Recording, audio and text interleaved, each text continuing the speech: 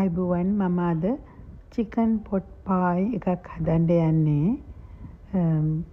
කුකුල් මස් තායිස් කීපයක් අරගෙන මම ලුණු ගම්මිරිස් ගාලික් පවුඩර් දාලා හොඳට අත ගාලා නිකන් මැරිනේට් කරනවා. ඊට පස්සේ මම ඒක oven එකට දාලා බේක් කරනවා. oven එකක් නැත්තම් මේ ලිපේ හැලියක් තියලා තෙල් ටිකක් දාලා මේ බෙදලා ගන්නත් පුළුවන්. ඒකත් හොඳයි. දැන් මේ oven එකට දාලා විනාඩි 25ක් ෆැරන්හයිට් 400 හදලා අරගෙන ඊට පස්සේ මේ ඒ ටික චිකන් ටික හොඳට කෑලි වලට කඩනවා. ඊපස්සේ මම කපාගත්ත ලුණු, කැරට්, පීස්, සෙලරි මම බටර් ටිකක් රත් කරලා හැලියට දාලා ඒක හොඳට මේ කලවම් කරලා බෙද ගන්නවා. ගොඩක් බදින්න ඕනේ නැහැ. පස්සේ ලුණු ගම්මිරිස් රස බලලා මදි නම් තව ටිකක් දාගන්නවා.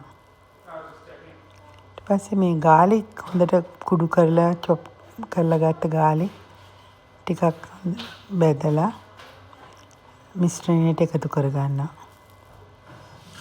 ඊට පස්සේ මම අර චිකන් ටික දානවා. ඒකත් කලවම් කරගන්නවා.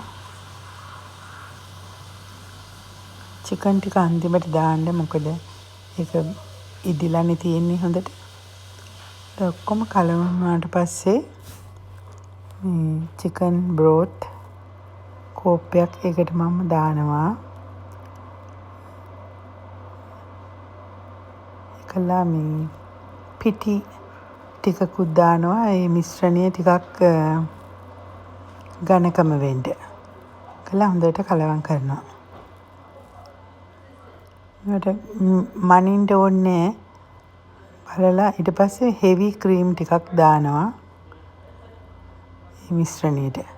කළා හොඳට කලවම් කරනවා. කළා උයනවා.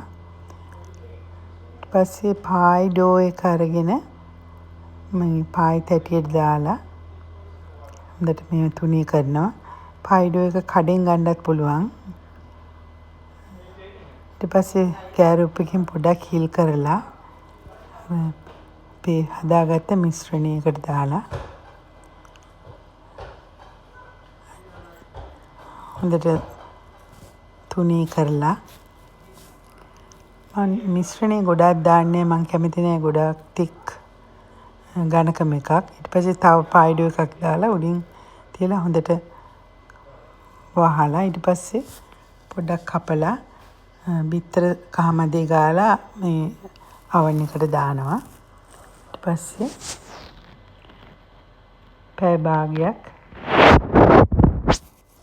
බේක් කරගන්න.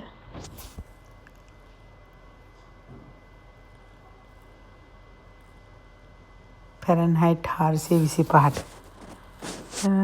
පායි එක දැන් රෙඩි. ඒක හරිම රසයි.